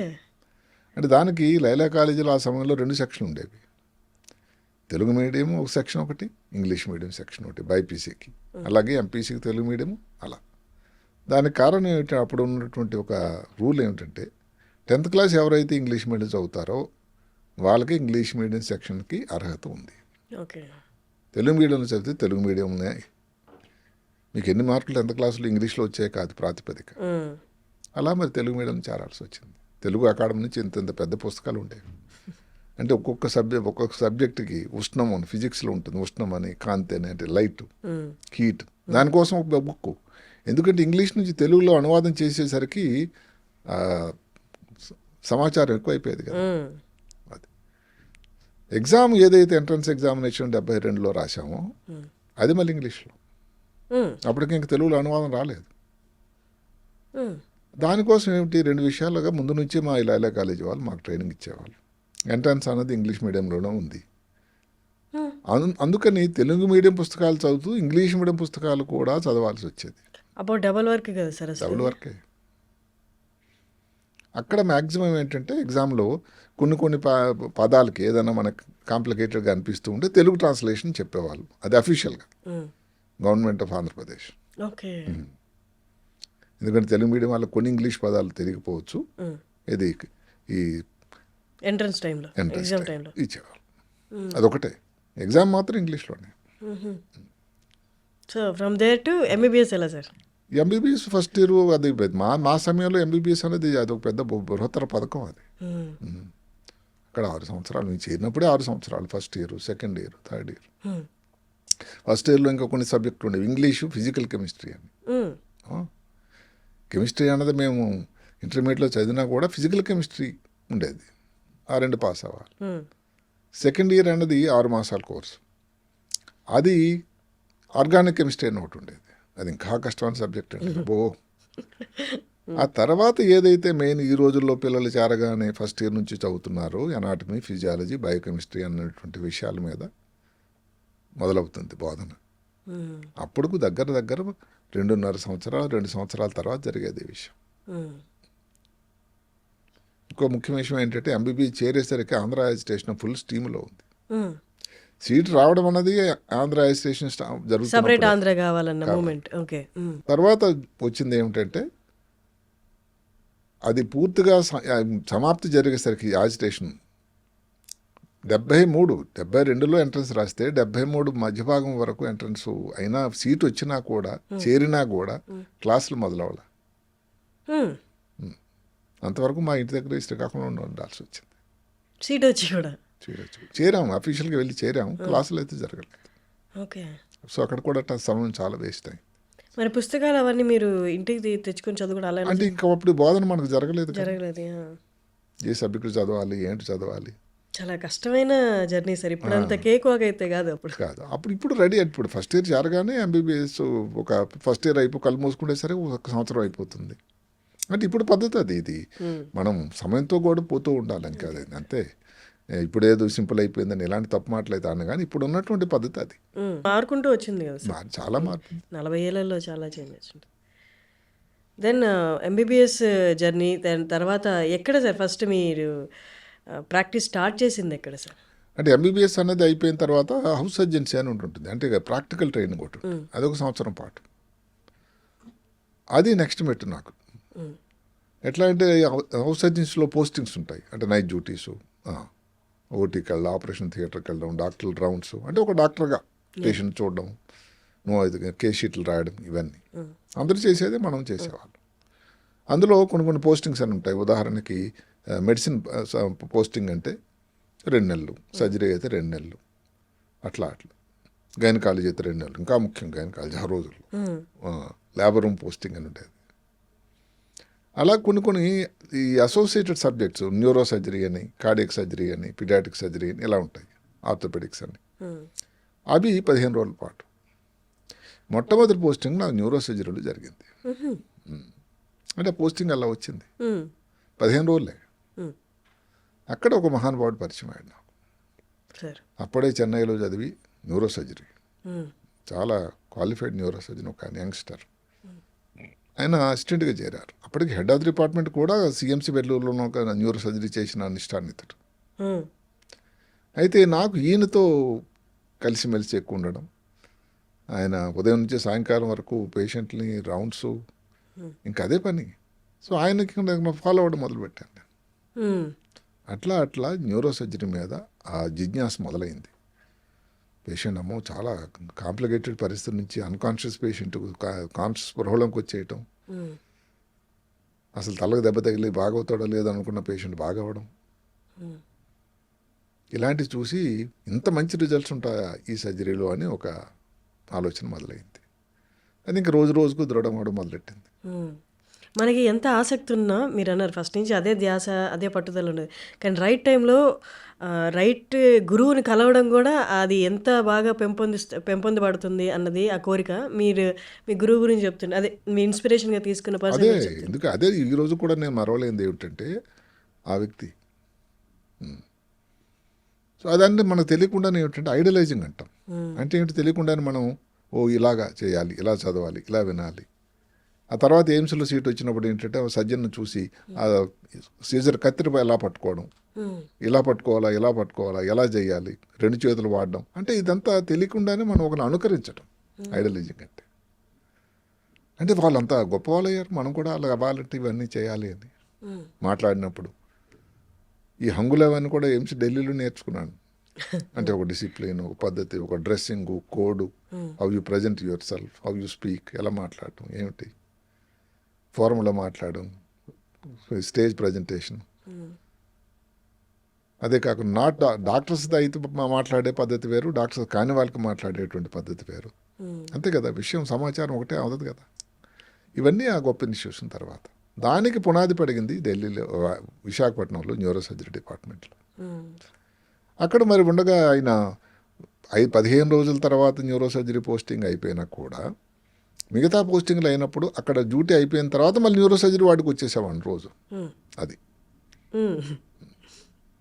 న్యూరో సర్జరీ అయిపోయింది, హౌస్ సర్జన్స్ అయిపోయింది తర్వాత ఆ ఇంట్రెస్ట్ మీద అప్పుడు ఒక పద్ధతి ఉండేది, సీనియర్ హౌస్ సర్జన్సీ అని. ఓకే. సీనియర్ హౌస్ సర్జన్సీ అంటే కొంత పీరియడ్, 6 మాసాలు, సంవత్సరం. ఆ పీరియడ్లో కూడా అది ఏమిటి, మరి మనకి ఇంతవరకు కొంత గొప్ప స్టైఫండ్ వచ్చేది గవర్నమెంట్ నుంచి హౌస్ సర్జన్కి. ఈ సీనియర్ హౌస్ సర్జన్స్కి లేదు. సరే కదా, మనం పే చేయాల్సి ఉంది కొంతవరకు, మనం పనిచేస్తున్నాం కాబట్టి. ఓకే. అలాగే ఇంకొక 6 నుంచి 9 మాసాలు పనిచేశాను ఆ న్యూరో సర్జరీ డిపార్ట్మెంట్లో. ఆ తర్వాత మనకి మామూలుగా ఏంటంటే న్యూరో సర్జరీ చదవాలంటే 2 కోర్సులు ఉంటాయి. ఎంఎస్ చేస్తే 3 సంవత్సరాలు, డైరెక్ట్గా ఎంబీబీఎస్ తర్వాత అయితే 5 సంవత్సరాల కోర్సు. ఇప్పుడు అది 6 సంవత్సరాలు అయింది. సో అప్పటికి ఏంటంటే ఆలోచన, మనకి 5 సంవత్సరాల కోర్సు ఎక్కడైనా చదివేద్దామని. సో ఎంబీబీఎస్ తర్వాత 5 సంవత్సరాలు ఉన్న కోర్సు అయ్యేటువంటి ప్లేసులకి, చాలా వాటికి దక్షిణ భారతదేశంలో ప్రతి ముఖ్య నగరానికి కూడా వెళ్ళాం. కొన్ని కారణాంతరాల వల్ల, అన్ని దగ్గరలో రకరకాల కారణాల వల్ల మనకు అది అవకాశం దొరకలేదు. ఇంతలో AP entrance, post graduation entrance వచ్చింది. నేను అనుకున్నట్టుగా నా ఎక్స్పెక్టేషన్ ప్రకారం ఇది రాలేదు, ఎంఎస్. సరే ఎవరో చెప్పారు ముందు ఆఫ్థల్మాలజీ చేరు, ఏదో స్టైఫండ్ వస్తుంది కదా, ఆర్థికంగా అది చాలా ముఖ్యం కదా.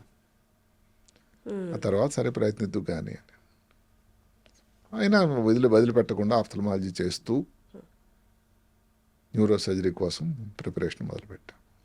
ఇక్కడ ఇంకొక మహానుభావుడు ఉన్నాడు అక్కడ, వారు నా తనలో ఉన్నటువంటి ఇంట్రెస్ట్ న్యూరో సర్జరీ మీద గమనించి ఒకరోజు ఆయన అడిగాడు, నువ్వు ఆఫ్థల్మాలజీ మీద మనసు లగ్నం చేయటం లేదు అబ్బాయి, అంటే నువ్వు న్యూరో సర్జరీ వైపే లాగుతూ ఉంది, నేను ఒక చిన్న సలహా ఇస్తాను. మహానుభావుడు ఈరోజు లేడు, ఆయన జరిగిపోయాడు, మర్చిపోలేని వ్యక్తి. నువ్వు నెలకి ఆఖరిసారని వచ్చి సంతకం పెట్టాయి, స్టైఫండ్ వచ్చేటట్టు నేను చూసుకుంటా, చదువుకో న్యూరో సర్జరీ కోసం లైబ్రరీలో. ఎట్లా మర్చిపోతాం వ్యక్తుల్ని. అలాగే 81 డిసెంబర్లో మొదటిసారి ఢిల్లీ నగరం వెళ్ళాం, ఇంద్రప్రస్థం. అక్కడ ఎంట్రన్స్ రాశాం, ఓకే. మొదటిసారి వచ్చేసింది. ఇక సంతోషానికి ఏం చెప్తాం. సరే, ఇక్కడ వరకు జర్నీ చూస్తే మీ చేతుల ద్వారా ఇంతమంది ప్రాణాలు నిలబడాలని రాసుంది కాబట్టి ప్రతి స్టెప్ కూడా ఎక్కడ మిమ్మల్ని పడనీయకుండా అలా చేతులతో పైకి తీసుకొచ్చినట్టే ఉంది సార్. అక్కడ కూడా రైట్ టైంలో రైట్ పర్సన్స్ వచ్చి హెల్ప్ చేయడం. అవును, ఇప్పుడు అక్కడ సీట్ వచ్చింది, సంతోషం. ఆ సంవత్సరం వైజాగ్లోనే ఈ neurological society of India meeting అని సంవత్సరంకి ఒక నగరంలో న్యూరో సర్జరీ ఉండేటువంటి ఆ ప్రాంతంలో మీటింగ్ జరుగుతూ ఉంటుంది. అందరూ దేశంలో న్యూరో సర్జన్లు, న్యూరాలజిస్టులు అందరూ వచ్చి అక్కడ ఒక సమావేశం అనమాట, ఇయర్లీ. అది 81లో వైజాగ్లో జరిగింది. సో అక్కడ మా ఎయిమ్స్ నుంచి ఇద్దరు ముగ్గురు వచ్చారు ప్రొఫెసర్లు అక్కడికి, ఆ మీటింగ్కి. అప్పుడే నాకు సీట్ వచ్చింది అక్కడ ఢిల్లీ ఎయిమ్స్లో, డిసెంబర్. సో ఇప్పుడు ఎవరైతే మాకు ప్రొఫెసర్ గారు ఉన్నారో వైజాగ్లో, అక్కడ వచ్చారు వాళ్ళు ముగ్గురును, నేను పరిచయం చేస్తాను, ఎయిర్పోర్ట్కి తీసుకెళ్ళాడు ఆయన. అక్కడ పరిచయం చేశారు. ఆ ముగ్గురు వేరే వేరే పద్ధతి స్వభావం, ముగ్గురు ఒకలా ఉంటారు కదా. సో ఒకసారి ఏం చెప్పారంటే, నువ్వు సీట్ వచ్చింది నీకేనా? అవునన్నారు. అవును సార్. సరే నువ్వు ఢిల్లీ రా, నన్ను కలువు అన్నారు. ఢిల్లీ వెళ్ళాను. మామూలుగా చేరిపోవడం ఏదైతే మెడికల్ ఇవన్నీ అవుతాయి, చేరిపోయిన తర్వాత సర్టిఫికేట్స్ కూడా ఇచ్చాం. ఆయన ఆఫీస్కి వెళ్ళాను. ఆయన మహానుభావుడు అన్నాడు, ఇంట్రెస్ట్ మీద ఇది అది అసలు నాకు భయం వేసినటువంటి సంఘటన. మరి నువ్వు నెల రోజులు అఫీషియల్గా చేరడానికి లేదు. దానికి ఒక కారణం ఉంది, ఆయన తప్పు కాదు, కారణం ఒకటి ఉంది. నెల రోజులు నువ్వు న్యూరో సర్జరీ డిపార్ట్మెంట్లో ఉన్న కొలీగ్స్తోని వాళ్ళతోని కలిసి ఓటీకి వెళ్ళి ఏంటి, ఎన్ని గంటలు పని చేయాలి, ఎంతసేపు ఉండాలి, ఏమిటి, అవన్నీ నువ్వు ఆకలింపు చేసుకో. నెల రోజుల తర్వాత మళ్ళీ నేను పిలుస్తాను. అప్పుడు నువ్వేం చెప్తావో దాన్ని బట్టి డిసైడ్ చేద్దాం. అంతవరకు మళ్ళీ నీకు ఆ నెల కోసం ఏదైతే ఉందో స్టైఫండ్ చూసేటువంటి బాధ్యత నాది. అఫీషియల్గా మాత్రం చేరదు. ఆయన మీరు ఉండలేరు అనుకున్నారా? అనే కాకుండా అక్కడ ఒక సంఘటన జరిగింది నేను చేరేసరికి ఎయిమ్స్లోనే. ఒక న్యూరో సర్జరీ నాకంటే ముందు చేరినటువంటి వ్యక్తి సూసైడ్ కమిట్ చేసుకున్నాడు. స్ట్రెస్ తీసుకోలేక. అది కారణం. అది ఏం జరిగింది అని ఈరోజు కూడా ఎవరికి తెలియదు. మొత్తం మీద జరిగింది ఏమిటంటే, న్యూరో సర్జరీ టఫ్ సబ్జెక్ట్. సార్లు కూడా టఫ్ వ్యక్తులు, మహాదయామయులు, కానీ నేర్పిన టైంలో మాత్రం చాలా కష్టం, టఫ్. అంటే రోజుకు 18 గంటలు చేసినా కానీ సరిపోదు వాళ్ళ దృష్టిలో. ఇంకా 36 గంటలు చేయాలని ఆలోచన. అంత నేర్చుకోవాలి అని, తప్పుగా కాదు. సో ఒక వ్యక్తి సూసైడ్ కమిట్ చేసుకోవడం వల్ల మినిస్ట్రీ ఆఫ్ హెల్త్ నుంచి ఒక కమిటీ ఫార్మ్ అయింది, ఎంక్వైరీ కమిటీ. టీచర్ల తాలూకా రోల్ ఎంత ఉంది, పాత్ర ఎంత ఉంది, ఆ వ్యక్తి తనంతట తానే సూసైడ్ చేసుకున్నాడా, ఎందుకు జరిగింది, ఏమిటి, ఏ కోణంలో జరిగింది అని. ఈ టీచర్లు ముగ్గురు కూడా చాలా అన్హ్యాపీగా ఉన్నారు ఆ టైంలో. సో మళ్ళీ నువ్వు ఏదో తెలియకుండా చేరిపోయి మళ్ళీ ఇబ్బందులు పెట్టుకుని మహాత్మా 1 month నువ్వు అబ్జర్వ్ చేయని వదిలేశాడు ఆయన. సో నేను ఉదయం నుంచి సాయంకాలం వరకు ఎవరైతే సీనియర్లు ఉన్నారో వాళ్ళతో వెళ్ళడం. ఉదయం 7 గంటలు మొదలయ్యేది తెల్లవారు రోజు. చలి ఢిల్లీ, జనవరి అంటే. అట్లా వెళ్ళడం. అది ఏదైతే ఉందో ఆ మొండి పట్టు ఏదైతే న్యూరో సర్జరీ చేయాలన్నది ఒకటే ఇంకేం లేదు. సో సార్ ఇలా చెప్పినా కానీ నేనేదో ఇదైపోలేదు. ఇంకా నేను అలాగా ఇది కష్టం కదా అనుకుని నేను అనుకోలే, చూద్దామని. 4 రోజులు గడిచిపోయింది. ఓటీకి వెళ్ళేవాడిని, ఆపరేషన్ థియేటర్. సాయంకాలం అప్పుడు ఇంక ఇన్ని సాధనాలు లేవు. న్యూరో సర్జరీ ఇప్పుడు మారిపోయింది. ఇంకా చిన్న విషయం ఏంటంటే, న్యూరో సర్జన్ వచ్చిన సంతోషంలో ఫస్ట్ టెలిగ్రామ్ నేను సార్ ఎవరైతే నాకు మహానుభావుడు సలహా ఇచ్చాడో, నువ్వు నేను చూసుకుంటాను స్టైఫండ్ కోసం అని, ఆఫ్థల్మాలజీ డాక్టర్. ఇక్కడ వైజాగ్లో. ఆయనకి ఫస్ట్ టెలిగ్రామ్ మా ఇంటికి ఇచ్చిన తర్వాత ఆయనకి ఇచ్చాను. ఆ రోజుల్లో ఇంకో మొబైల్ ఫోన్ ఎక్కడదండి. తర్వాత ఒక ప్రొఫెసర్ ఆఫ్ సర్జరీ ఉన్నారు. ఆయనకు వచ్చి, సార్ నాకు ఎయిమ్స్లో సీట్ వచ్చింది సార్ అన్నాడు. నేను అనుకున్నా ఆయన అవునా అనుకుని సంతోషపడతారు, సభాష్ అని అంటాడు అనుకున్నాను. ఆయన కొంచెం ఎంత తేల్చేశాడు. అంటే దానికి కారణం లేకపోలా. ఆయన అన్నాడు, న్యూరో సర్జరీ రిజల్ట్స్ అంత బాగోవయ్యా, పేషెంట్ అయితే నడుచుకొని వెళ్తాడు, తిరిగి రావడం దీనిగా వస్తాడు స్ట్రెచ్చర్ మీద. అది ఇప్పటికీ ఉంది కదా సార్ అట్లా? అంటే అది కొంత చాలా తగ్గింది. ఓకే. ఎందుకంటే పరిస్థితులు చాలా మారాయి. అప్పుడు ఉంటే పరిస్థితులు, అప్పుడు ఉండేటటువంటి ఫెసిలిటీస్, సౌకర్యాలు, ఎక్విప్మెంట్, టెక్నాలజీ. అది ఆపరేషన్ అంటే ఇప్పుడు 4 గంటలు అయిపోయే ఆపరేషన్ అప్పుడు 8 గంటలు పట్టేది. 82 పరిస్థితి అది. ఇన్వెస్టిగేషన్స్ కూడా అలాగే ఉండేవి. అబ్బో ఇప్పుడు సిటీ స్కాను, ఎంఆర్ఐలు, పెట్ స్కాన్లు ఎన్నో వచ్చేసాయి. అసలు న్యూరో సర్జరీ ఇప్పుడు మారిపోయిందండి, పెను మార్పు. అప్పట్లో ఒక పరీక్ష చేయాలంటే అబ్బో, న్యూరో సర్జరీ డిపార్ట్మెంట్ ఎయిమ్స్లో అయితే ఒక సిటీ స్కాన్ మెషిన్ పూర్తిగా ఉత్తర భారతదేశానికి అంతగా అక్కడ వచ్చింది మొదటిసారి. దానికి ఒక పెద్ద వెయిటింగ్ లిస్టు అంటే అందరికి కావాలి కదండి. అందుకని దాన్ని ఎక్కువగా వాడినట్టయితే సిటీ స్కాన్ మెషిన్ డ్యామేజ్ అయిపోతుందని సాయంకాలం అది తర్వాత దానికి తాళం వేయబడుతుంది. అంటే పేషెంట్ ఎవరైనా సీరియస్ పేషెంట్ వచ్చారనుకోండి, అప్పుడు ఇక్కడ మెడలో ఒక సూదేసి దానికి కొన్ని యాంజియోగ్రామ్ అని ఒక పరీక్ష ఉంటుంది. అది చేసే మాకు చేయించుకునే పేషెంట్కి, చుట్టాలకి, అందరికీ ఇబ్బంది. రాత్రి ఏదో 12 పేషెంట్ ఎక్కడి నుంచో, హర్యానా నుంచి వస్తే లేకపోతే పంజాబ్ నుంచి వస్తే ఎనస్థీషియా డాక్టర్ ఉండాలి, రేడియాలజీ డాక్టర్ ఉండాలి. ఆ టైంలో ఇంత జరిగేది సంగతి. ఇప్పుడు సిటీ స్కాన్ మెషిన్ లోపలికి వెళ్తే 3 నిమిషాల్లో ఏముంది ప్రాబ్లం. సరే ఈసారి అన్నారు అందుకని న్యూరో సర్జరీ బాగాలేవయ్యా రిజల్ట్స్, అదెందుకు చేయవచ్చు, కార్డియక్ సర్జరీ చేయాల్సింది, హ్యాపీగా ఉంటాడు పేషెంట్. గుండె పైన వాటర్ ఏదైనా జరిగితే చెప్పాడు ఆయన, జరిగిపోయాడు పెద్ద మనిషి ఆయన. ఆ చిన్న ఆపరేషన్ చేస్తే అమ్మ ఆయాసం పోయింది సార్ అంటాడు. న్యూరో సర్జరీ ఆపరేషన్ జరుగుతుంది, పేషెంట్ తర్వాత మాట్లాడు చాలా రోజులు. ఆయన చాలా డిప్రెషన్గా మాట్లాడాడు.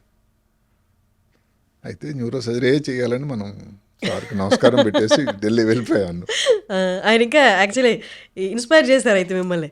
ఇంకా దాన్ని దృఢత్వం చేశాడు నా తాలూకు ఏదైతే ఉందో ఆలోచన. ఢిల్లీ వెళ్ళిన తర్వాత సార్ 1 మంత్ అయిపోయింది ఇట్లా అందరిని కలిసి వెళ్ళి. ఆయన ఒకరోజు పిలిచాడు మహానుభావుడు, రసగుల్లా గడి తినిపించి ఇంటికి పిలిచాడు సాయంకాలం. భయపడుతూ వెళ్ళాను. అడిగారు ఆయన, ఏం డిసైడ్ చేసావు? 2 నిమిషాలు సైలెన్స్. ఏం చెప్పాలి, ఆయన పెద్ద టైగర్ అని చాలా ప్రతీతి, అంటే చాలా టఫ్ మనిషి, కానీ మనసు అయితే నవనీతం. ఆ తర్వాత గ్రహించాను అది. మరి ఏం డిసైడ్ చేసావని హిందీలో అడిగాడు. ఏదో వచ్చారని హిందీలో చేరతాను సార్ అన్న. ఆయన షాక్ తిన్నాడు. అవునా, అన్నీ విన్నావా, అందరిని కలిసి మాట్లాడేవా? అవును సార్, అందరితో మాట్లాడానండి. అంటే ఏమిటి అని ఆయన అడగల, అంటే ఈ సంఘటన గురించి వారు అడిగారనమాట. జరిగింది కదా అని.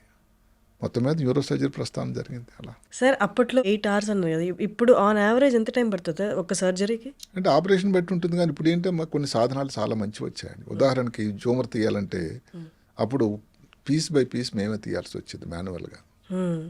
ఇప్పుడు క్యూసా అని ఒక మెషిన్ వచ్చింది, దాని ఫుల్ పేరు కవిట్రాన్ అల్ట్రాసోనిక్ సర్జికల్ ఆస్పిరేటర్ అని. అలా పీల్చేస్తుంది ట్యూమర్ని. ఎంత సింపుల్ అయిపోయిందని.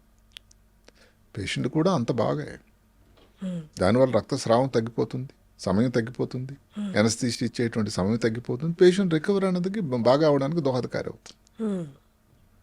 అదే కాకుండా అప్పుడు ఆపరేషన్ చేయాలంటే పెద్ద ఇదంతా ఇక్కడెక్కడో ట్యూమర్ ఉంటే ఇదంతా పూరి భాగం అంతా ఓపెన్ చేయాల్సి వచ్చేది. ఎక్కడుందో కరెక్ట్గా తెలియదు. ఇప్పుడు నావిగేషన్ అని ఒకటి వచ్చింది, కంప్యూటర్ ఎయిడెడ్ అది. అంటే ఇక్కడ ఉంది ట్యూమర్ అని తెలుస్తుంది మనకి. దానికోసం ఆపరేషన్ థియేటర్లో కూడా పరికరాలు ఉంటాయి మనకి సాయం చేయడానికి. ఇక్కడ ఉంది ట్యూమర్, ఇక్కడ కాదు, కొంచెం ముందుకి, కొంచెం వెనక్కి అని. మీరు ఎంత సింపుల్ అంటే మనం అక్కడే చేస్తాం ఇప్పుడు ఆపరేషన్. అసలు చాలామంది ఇదే అడిగేవారు, ఆపరేషన్ అంటే మీరు పుర్రంతా ఓపెన్ చేస్తారా, పొట్ట ఓపెన్ చేసినట్టు అని. చాలా వరకు ఒకప్పుడు అది జరిగేది. ఎడం పక్క చేయాలంటే ఎడం పక్క తాలూకు ఈ భాగం అంతా ఓపెన్ చేయాల్సి వచ్చింది. అప్పుడున్న స్కాన్ ఎక్విప్మెంట్లో ఎగ్జాక్ట్గా తెలిసేది కదా సార్ ఇక్కడ ఉంది అని? ఉంది, తెలుసు, కానీ నావిగేషన్ లేదుగా.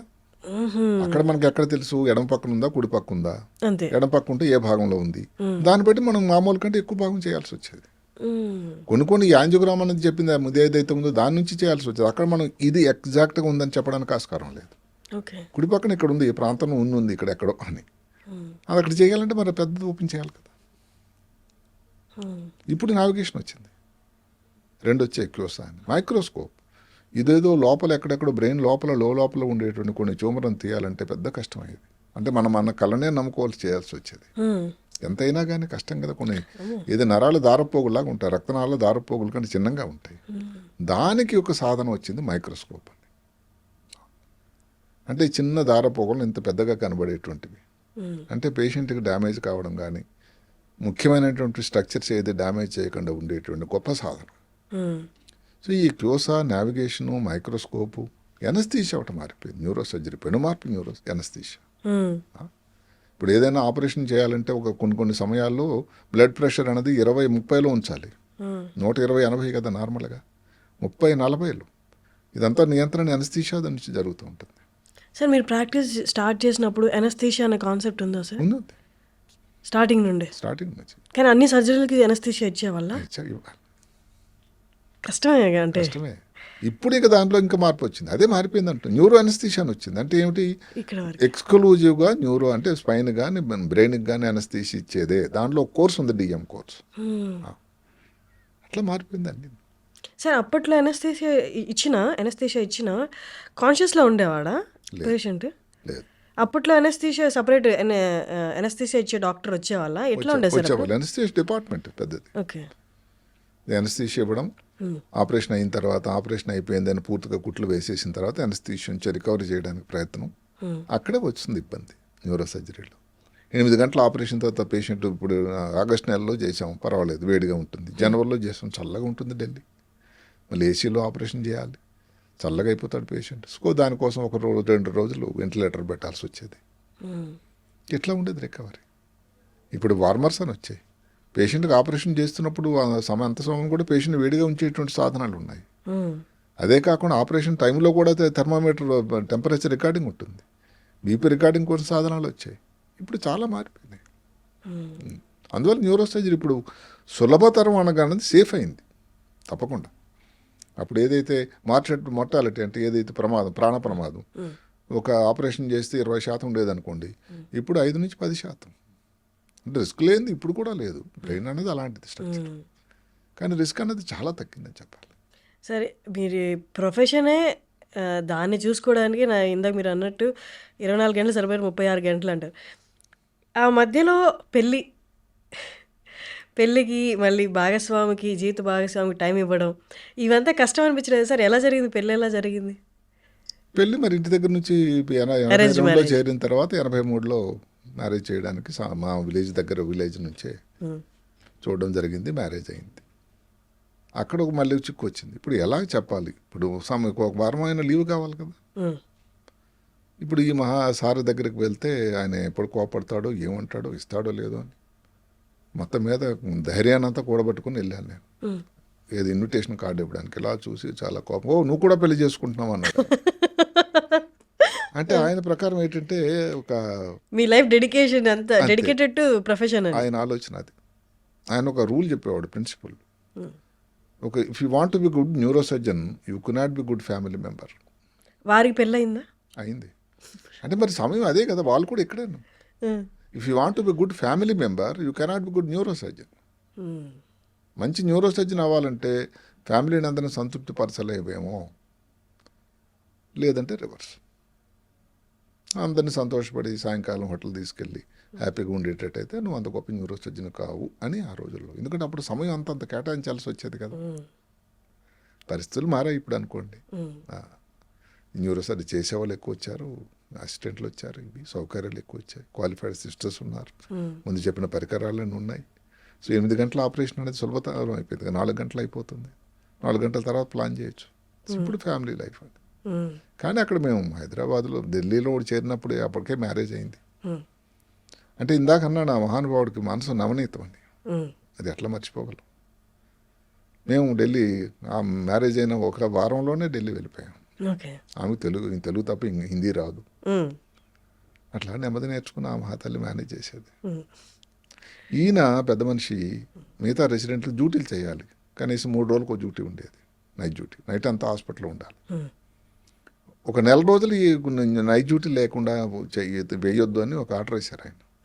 కొత్తగా పెళ్ళయి వచ్చాడు, ఏదో సమకూర్చుకుంటాడు వస్తువులు సామాగ్రి, నెల మాత్రం నైట్ డ్యూటీ లేవు. ఎంత గొప్పతనం. కానీ మేడం అడ్జస్ట్ అయ్యారా సార్ మీ టైమింగ్స్కి, మీ ప్రొఫెషన్కి? అందుకే చెప్తున్నాను కదా, అది చాలా కష్టం అది. అట్లాగే హిందీ నేర్చుకొని బజార్కి వెళ్ళి సామాన్లు అవి అలా అంతే. మరి న్యూరో సర్జన్ భార్యగా ఇవి అని ఆమె చాలా తొందరగా గ్రహించారు. సో ఢిల్లీ ప్రస్థానం దగ్గర 5 సంవత్సరాలు అయిపోయింది, 5.5 సంవత్సరాలు. 5 సంవత్సరాలు అయిపోయిన తర్వాత ఆయన ఎగ్జామ్ పాస్ అయిపోయాను నేను. ఆయన పిలిచారు మళ్ళీ, ఎగ్జామ్ పాస్ అయిపోయావు, డిగ్రీ వచ్చేసింది, ఎంసీహెచ్ డిగ్రీ అంటారు ఆ రోజు. మరి ఏం చేస్తున్నావని. సార్ ఇంకేం ఆలోచించట్లేదు అన్న. చాలా కోప్పడ్డాడు. పెళ్ళయింది నీకు, మరి నువ్వు ఏదో ఆలోచించాలా, ఏదో చేయాలిగా అని హైదరాబాద్లో నిజామ్స్ ఇన్స్టిట్యూట్ అని ఒకటి వచ్చింది. అప్పుడే ఉంది నిజామ్స్. అయితే ఎన్టీ రామారావు గారు ముఖ్యమంత్రి అయిన తర్వాత ఆయన పేరుని ప్రస్తుతించక తప్పదు, మహానుభావుడు. దీని తాలూకు రూపురేఖలు మార్చేశాడు నిజామ్స్ది. అంటే ఒక సెంట్రల్ ఇన్స్టిట్యూట్ మాదిరిగా ఒక డీమ్డ్ యూనివర్సిటీగా చేయాలి, అన్ని పరిస్థితులు అన్ని ఫెసిలిటీస్ క్రియేట్ చేసి మన హైదరాబాద్ నగరంలో ఉన్న ఒక గొప్ప పట్టుదలతో ఆయన స్టార్ట్ చేశాడు. అక్కడ జాబు కోసం మా ప్రొఫెసర్ గారు ఢిల్లీ నుంచి నాకు ఇక్కడికి రికమెండేషన్ ఒక లెటర్ రాశారు ఇక్కడ. అట్లా 86 బ్యాక్ టు ఆంధ్ర. 86 ఆఖరి భాగంలో వచ్చి తర్వాత ఇంకొక 6 మాసాలు ఢిల్లీలోనే ఉండి 87 హైదరాబాద్ నగరం జాబ్ కోసం చేరడం కోసం వచ్చాం. సార్ కానీ సర్జన్ అంటే, న్యూరో సర్జన్ అంటే మెయిన్లీ ఎప్పుడు కూల్ మైండెడ్గా ఉండాలి, ఎప్పుడు ఫోకస్డ్గా ఉండాలి. బట్ ఫ్యామిలీ పర్సన్ అయిన తర్వాత ఎంత కాదన్నా ఎక్కడో ఒకటి చిన్న చికాకులు సమస్యలు ఏదో ఎదురవుతూనే ఉంటాయి. ఇవి ఎలా బ్యాలెన్స్ చేశారు సార్? వన్స్ ఆపరేషన్ థియేటర్లోకి ఎంటర్ అవుతున్నారంటేనే మీరు కాదు, మీరు ఒక సర్జనే అని గుర్తుపెట్టుకోవాలి. ఇది ఎలా బ్యాలెన్స్ చేశారు సార్ బోత్? అంటే మరి ఇప్పుడు కూడా అదే పద్ధతి. ఆపరేషన్ సమయంలో అయితే తదేక జ్ఞానం. ఇప్పుడు మొబైల్ ఫోన్ వచ్చినా నేను ఏదో ఆన్సర్ చేయను, అసలు సైలెంట్లో ఉంటుంది ఆపరేషన్ అయినంత సమయం. ఇప్పుడు కూడా సో వారికి తెలుసు, ఈయన ఫోన్ చేసినా ఎత్తారు. ఇది నేను ఇంతకు ముందు చెప్తాను ఈరోజు ఆపరేషన్ ఉందని. ఇలా టైంలో ఆయనకు ఫోన్ చేసినా వద్దు, వేస్ట్, ఆయన ఎత్తాడు. కొన్ని ఎమర్జెన్సీ అటెండ్ అవ్వాల్సినవి ఉంటాయి ఫ్యామిలీలో, వాటన్నప్పుడు అంటే అవన్నీ కూడా అడ్జస్ట్మెంట్స్ ఏనమ్మా. మిస్ అయినవి ఏమైనా ఉన్నాయా సార్ మిస్ అయ్యాను పర్సనల్ లైఫ్? Some times. అందుకని ఇందాకైతే మహానుభావుడు చెప్పిన రూల్ నాకు అప్పుడప్పుడు బాగా గుర్తుకొస్తూ ఉంటుంది. ఇప్పుడు మిగతా స్పెషాలిటీ చేసేవాళ్ళు, ఏదో ఆఫ్టర్మాల్ చేసేవారు, అదేదో కించపరచడం అని కాదు, వాళ్ళ కుటుంబంతో హ్యాపీగా ఉంటారు. అది మరి ఎన్నో సంఘటనలు మనం మిస్ అయిపోయాను డెఫినెట్గా. అంటే దానిని ఇప్పుడు రెగ్యులేట్ అని కాదు, బట్ ఆ సబ్జెక్ట్లో ఆ స్పెషాలిటీలో డిసైడ్ చేసిన తర్వాత దానిలో ఉన్నటువంటి ఇబ్బంది అనే దానికన్నా దానితో అసోసియేటెడ్ పరిస్థితులు అవైతే మనం తప్పదు. సార్ కొన్ని క్రిటికల్ అండ్ డెలికేట్ కేసెస్ వస్తాయి. అంటే చిన్నపిల్లలు ఏదైనా పడి వాళ్ళకి బ్రెయిన్కి తలకి దెబ్బ తగలడం, అలాంటి క్రిటికల్ కేసెస్లో చిన్నపిల్లాడే అన్న ఇమోషన్ స్టార్ట్ అవుతుంది. అట్ ద సేమ్ టైం ఎట్లయినా కాపాడాలన్న ప్రెషర్ కూడా ఉంటుంది. అలాంటి కేసెస్ ఎలా డీల్ చేస్తారు సార్?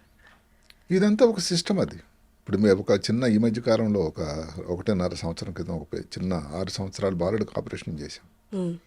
6 అంతస్తు నుంచి పడిపోయాడు. అబ్బా. వచ్చినప్పుడు బీపీ రికార్డింగ్ లేదు. 6-9 సంవత్సరాలు బీపీ లేదు, హిమోగ్లోబిన్ అనేది 6 గ్రాములు, సరిగ్గా శ్వాస తీసుకోవట్లేదు, వెంటిలేటర్ మీద ఉన్నాడు, బ్రెయిన్లో క్లాట్ ఉంది.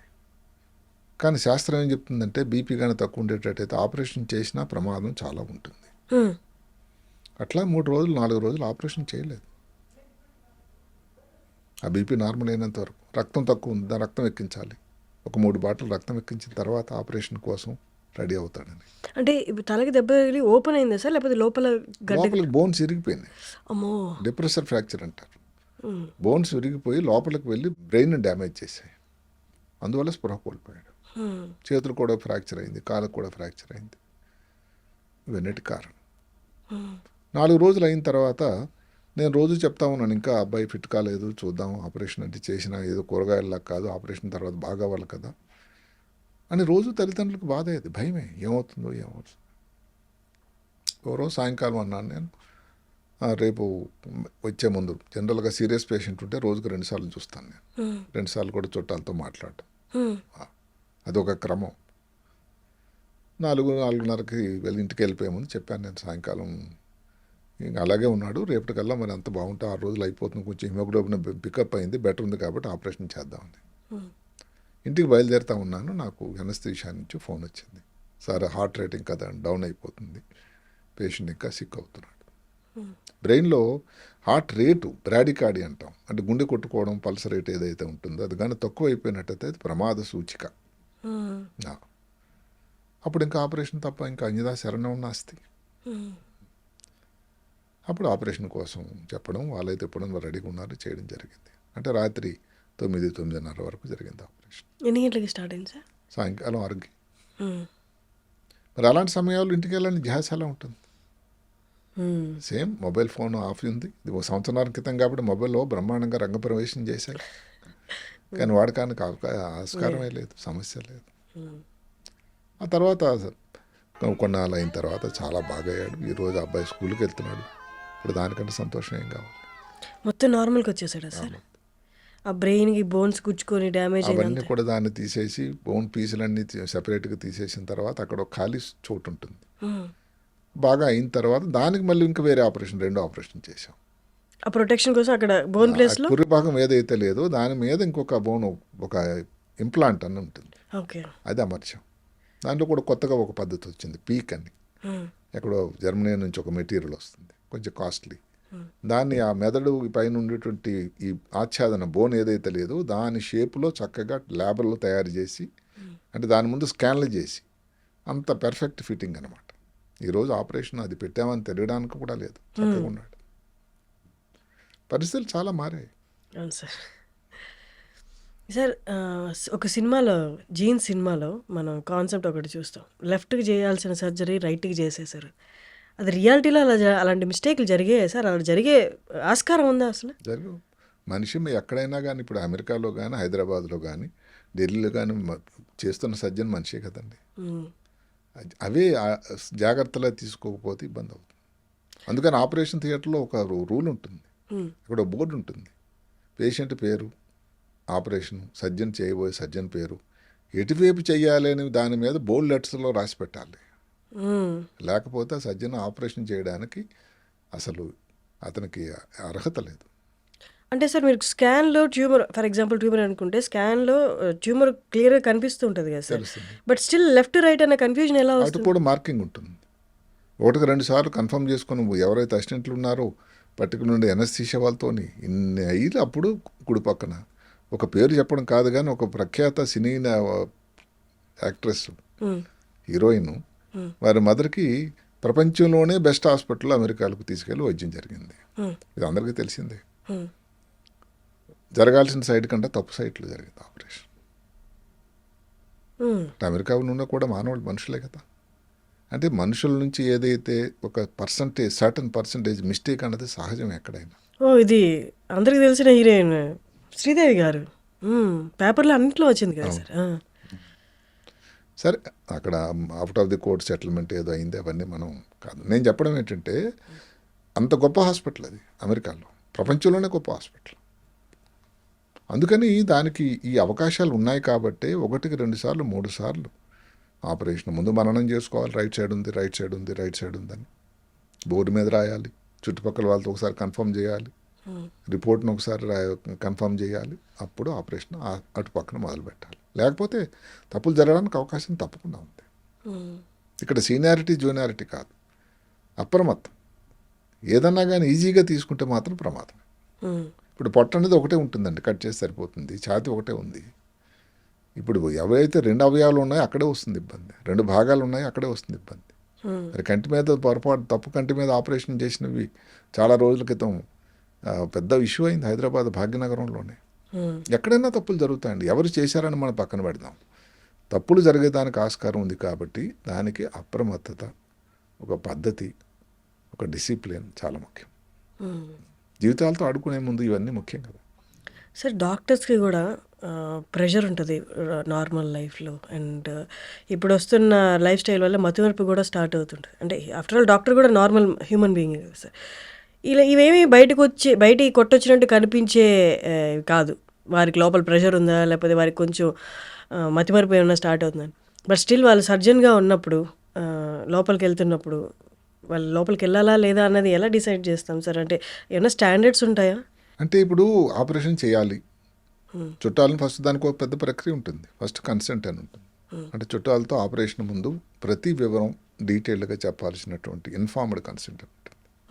తెలుగు వాళ్ళైతే తెలుగులో, ఇంగ్లీష్లో అయితే ఇంగ్లీష్, వాళ్ళని ఏ భాష అయితే ఆ భాషలో వాళ్ళు అడిగిన ప్రతి ప్రశ్నకి ఓపికగా సమాధానం చెప్పి వాళ్ళ తాలూకు సిగ్నేచర్ తీసుకుని, అంటే వాళ్ళ అనుమతి తీసుకున్న తర్వాతే పేషెంట్ను ముట్టుకునే హక్కు డాక్టర్గా ఉంది. సో ఇక్కడ తెలిసిపోతుంది doctor is in good condition అనేది, అప్రమత్తంగా ఉన్నారనేది. వాళ్ళన్నీ రెడీగా ఉన్నట్టయితేనే మనం ఆపరేషన్ చేయగలం. వాళ్ళు చాలా క్వశ్చన్లు అడుగుతారు. అంటే సహజంగానే ఎప్పుడు ఇది క్యాన్సరా, క్యాన్సర్ కాదా, ఎడం పక్కన ఆపరేట్ చేస్తే మాటలో తేడా రావచ్చు అని చెప్తాం. మరి ఎన్నాళ్ళలో మాట్లాడతాడు, కాలు చేయి పడిపోతే మరి ఎప్పుడు బాగవుతాడు, ఇంకెన్నో ప్రశ్నలు. 4 కుట్లు తీస్తారు, బ్రెయిన్ అంతా పురుభాగం అంతా ఓపెన్ చేస్తారు. అలాంటి సిల్లీ ప్రశ్నల నుంచి ముఖ్యమైన ప్రశ్నలు, అవసరమైన ప్రశ్నలు కూడా చాలా ఉంటాయి. కనీసం 4 నుంచి 5 యావరేజ్ అటుంటారు అటెండెన్స్. ముఖ్యంగా ముందు గవర్నమెంట్లో కానీ ఎక్కడ కూడా కార్పొరేట్ రంగంలో ఇది మరీ ఎక్కువ అయిపోయింది. గత 32 సంవత్సరాల నుంచి కార్పొరేట్ రంగంలో ఏదైతే ఇప్పుడు నేను వైద్యం చేస్తున్నానో అక్కడ ఇంకా స్ట్రెస్తో కూడుకున్నది. ఆపరేషన్ చేసే టైంలో కూడా ఇందాక చెప్పాను ఒకటి, హైపోటెన్షన్ అంటే బీపీ చాలా తక్కువ చేసి ఆపరేషన్ చేయాల్సి ఉంటుంది. బ్రెయిన్లో ఎన్యూరిజమ్స్ అని ఉంటాయి, అంటే చిన్న బొబ్బిల్లాగా వస్తాయి రక్తనాళాల్లో. చాలా ప్రమాదమైన ఆపరేషన్, ప్రమాదమైన కష్టం. మరి అలాంటి ఆపరేషన్ చేసినప్పుడు ఎనస్థీషియా వాళ్ళకి చెప్తూ ఉంటాం, కొంచెం బీపీ తగ్గించండి, ప్రమాదం ఉంది అని. ఆయన తగ్గిస్తాడు. అదే చాలామందికి జోకులు వేస్తూ ఉంటాను. పేషెంట్కి బీపీ రికార్డింగ్ కోసం అక్కడ సాధనాలు ఉన్నాయి, బీపీ ఆపరేటర్స్ ఉంది, ఆర్టీలు లేనని వేస్తారు. మరి చేస్తున్న సర్జన్ తాలూకు పరిస్థితి ఏమిటో. బీపీ అది ఎన్ని లోటుపాట్లకి హెచ్చు తక్కువ అవుతుంది, అంత పల్స్ రేట్ కొట్టుకుంటుంది. అలాగ ప్రతి అలాంటి కాంప్లికేషన్ ఆపరేషన్ అప్పుడు కూడా చేస్తున్న సర్జన్కు ఇంత లోటుపాట్లకి ఎదురవుతాడు ఆయన, ఆటో పోట్లకి. అంటే మరి హెల్త్ మీద కూడా దాని తాలూకా ప్రభావం కొంత గొప్ప ఉంటుంది కదా. అయితే ఇవన్నీ లెక్కలేసి క్యాలిక్యులేషన్ చేసి 1+2 3 అని చేసేదానికి ఆస్కారం లేదు. ఒక సర్జరీ ఇవన్నీ చేయడానికి డిసైడ్ చేసినప్పుడు దానిలో ఇది కానీ గుండె ఆపరేషన్లు, కాంప్లికేటెడ్ ఆపరేషన్లు ఏవైనా కూడా ఎన్నోసార్లు మనం అనుకున్నట్టు జరగవు. ఒక ప్లాన్ మీద వెళ్తాం, 2 బాటిల్ రక్తం సరిపోతుంది అనుకుంటాం, 5 బాటిల్ అవసరం పడితే అక్కడ బ్లీడింగ్ అవుతా ఉందని ఒక అంచనా ఉంటుంది. ఇన్ని పరీక్షలు వచ్చినా కూడా, ఎంఆర్ఐ, సిటీ స్కాన్ అన్నీ వచ్చినా కూడా మేము ముందుగానే అనుకుంటాం ట్యూమర్ చాలా రక్తం ఉంటుంది, బ్లీడింగ్ అవుతుంది, వాస్తవమే. కానీ ఎంత బ్లీడింగ్ అవుతుందని అనుకోమే. మరి అప్పుడు ఎంత స్ట్రెస్, ఎంత భయం, ఎంత గాబరా. అప్పుడు తదేక జ్ఞానం ఒకటే ఏమిటంటే ఎలాగైనా రక్తం ఆపాలి, పేషెంట్ని మళ్ళీ వెనక్కి తీసుకెళ్ళిపోయి వాళ్ళ అటెండెన్స్ చూపించాల్సినటువంటి బాధ్యత. సరే మనం 10% రిస్క్ అన్నాం, 20% రిస్క్ అన్నాం, పేషెంట్ సైన్ చేసేసారు చుట్టాలు, అయిపోదు కాదు కదా. బయట రెప్యుటేషన్కి ఏంటి, ఆ డాక్టర్ దగ్గరికి వెళ్తే ఇంకా పేషెంట్ సంగతి ఇంతే అని అంటే ఇంకా మనం చేయగలం ఇంకొక ఆపరేషన్. అంటే ఎంత బాధ్యత.